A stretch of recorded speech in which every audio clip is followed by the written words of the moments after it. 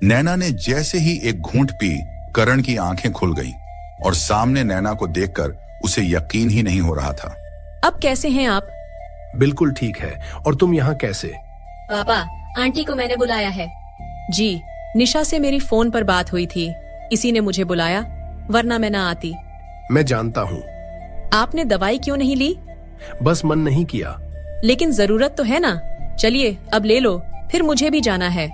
ठीक है, ले लूंगा। आप क्या सोच रहे हो? तुम्हें जाने की बड़ी जल्दी रहती है। नैना ने बात टालते हुए कहा। आपकी बेटी बहुत प्यारी है। करण ने छोटा सा जवाब हाँ में दिया और कहा, निशा बेटा, आपने खाना समय पर खा लिया था। हाँ पापा, पर आपने तो सुबह से कुछ नहीं खाया। आप छोटी बच्चे को क्यों परेशान करते हो? आप अपना ध्यान क्यों नहीं रखते? हाँ रखा तो हूँ, इसी के लिए तो जिंदा हूँ। पर हाथ में दवा अभी तक रखी है और कह रहे हो कि ध्यान रखता हूँ।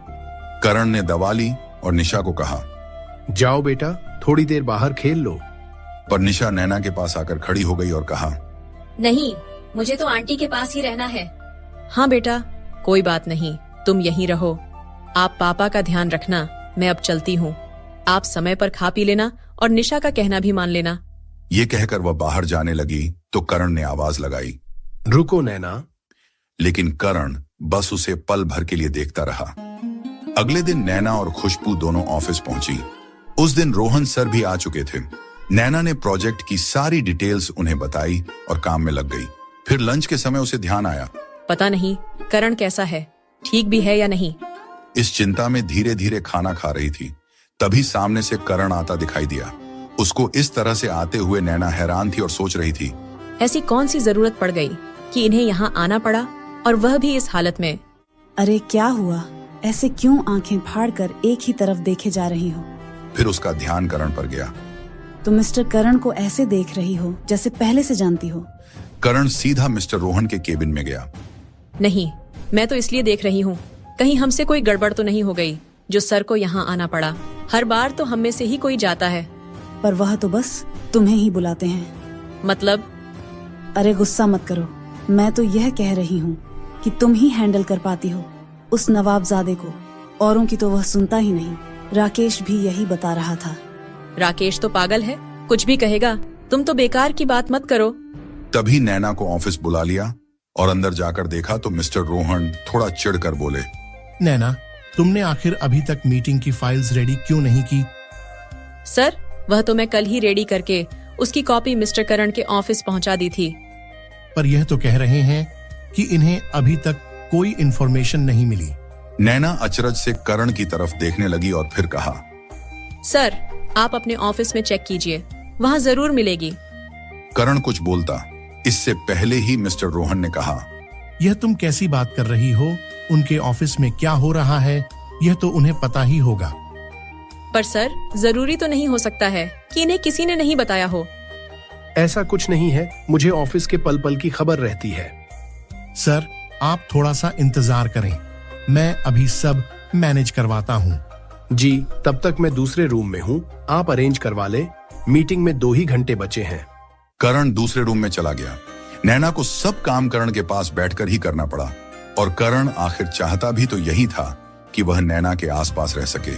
जब नैना ने फाइल दिखाई तो करण ने फाइल देखते ही कहा, उस फाइल में तो ये सब नहीं लिखा था। नैना गुस्से में बोली, मतलब फाइल्स आपके पास हैं, ये सब मुझे परेशान करने के लिए किया? परेशान करने के लिए नहीं, बल्कि तुम्हारे पास रहने के लिए। मतलब अब आप घटिया हरकत भी करने लगे? तभी वह बाहर जाने लगी तो करण ने हाथ पकड़कर रोक लिया और कहा, नैना, जब तक तुम मेरी बात नहीं सुनोगी तब तक आज मैं जाने नहीं दूंगा।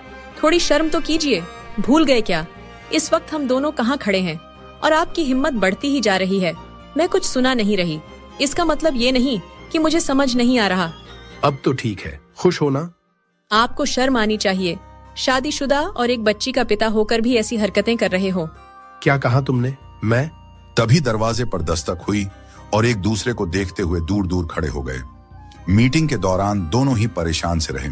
फिर करण जल्दी ही चला गया। नैना घर पहुंची और जी भर के रोई। फिर वह हिम्मत करके करण को फोन करती है। फोन पिक करते ही करण चिढ़कर बोला, कहो क्या बात है? मैं आपसे मिलने बस आपकी बेटी के कहने पर आई थी। और साथ ही इसलिए कि आपकी तबीयत भी मेरी वजह से खराब हुई थी और कोई कारण नहीं था। अगर आपको लगता है कि मैं आपका किया भूल चुकी हूँ तो यह आपकी गलतफहमी है और कुछ नहीं। आप अपनी बीवी और बच्ची के साथ खुश रहिए और मुझसे दूर रहिए। बात प्रोजेक्ट की है तो कुछ ही दिनों की बात है। आपको यह बिना वजह मेरे से मिलने और परेशान करने के बहाने भी खत्म हो जाएंगे। हो गया तुम्हारा हमेशा की तरह, बस बिना सोचे समझे बोलती हो। कभी किसी की सुन भी लिया करो। अब चुपचाप मेरी बात भी सुनो। मैंने कोई शादी वादी नहीं की और निशा मेरी बहन की बेटी है। अब उस वक्त क्यों हमारी शादी नहीं हो पाई यह मैं मिलकर बताऊंगा।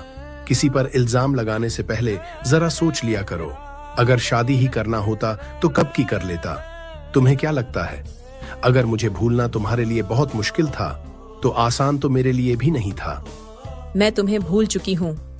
अच्छा, तभी फोन से अभी तक वह यादें सहज रखी है जिनमें हम दोनों साथ थे।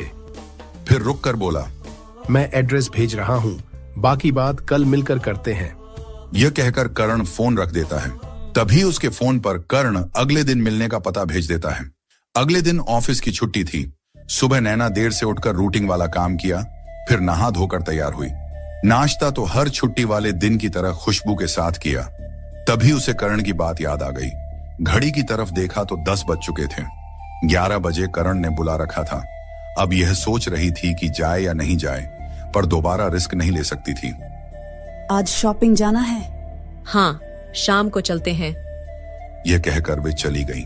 कुछ देर बाद करण के बताई हुई जगह पर पहुंच गई। करण वहां काफी देर से इंतजार कर रहा था। थैंक्स यहाँ आने के लिए और मुझे एक मौका देने के लिए। फिर बैठने को कहा तो नैना चुपचाप बैठ गई। कुछ देर खामोशी छाई रही। दोनों कभी एक दूसरे को तो कभी चारों तरफ नजर घुमाने लगे। कुछ बोलो तो। अब तबीयत कैसी है? तुम्हारी डांट के डर से जल्दी ठीक हो गया। निशा कैसी है?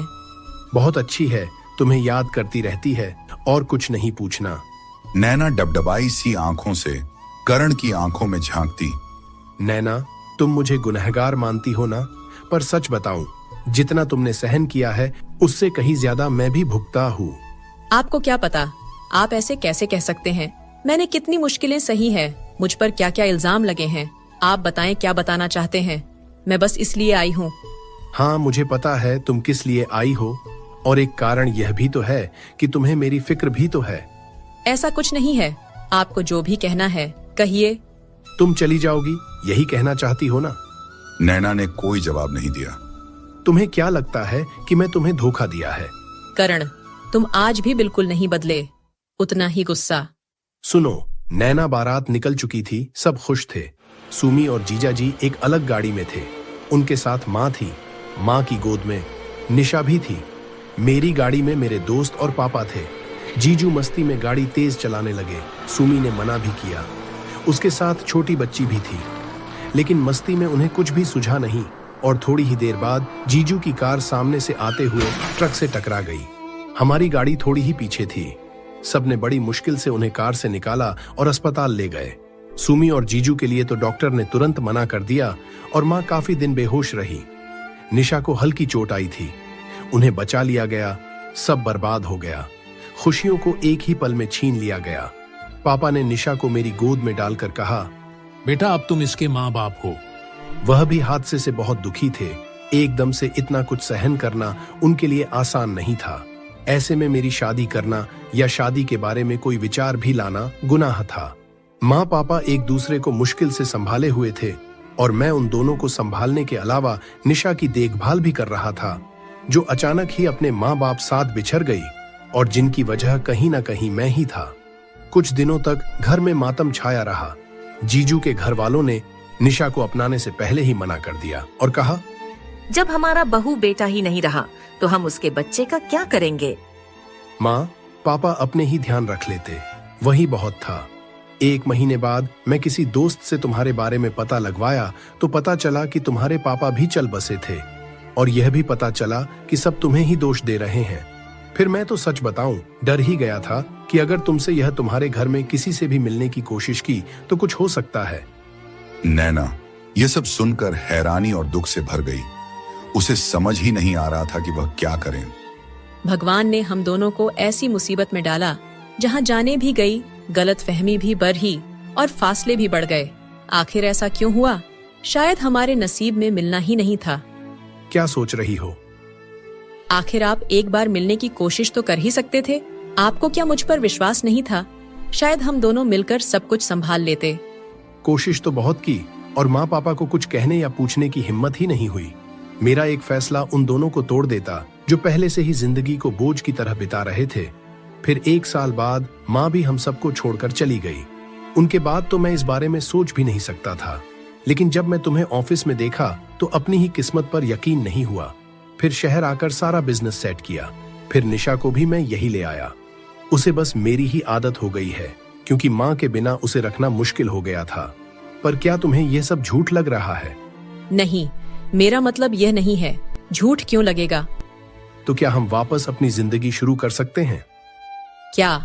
नहीं नहीं, अब ऐसा कुछ नहीं हो सकता, क्योंकि मैं किसी रिश्ते में नहीं बंधना चाहती। इसके आगे क्या होने वाला है, यह जानने के लिए हमारा अगला एपिसोड देखना ना भूले।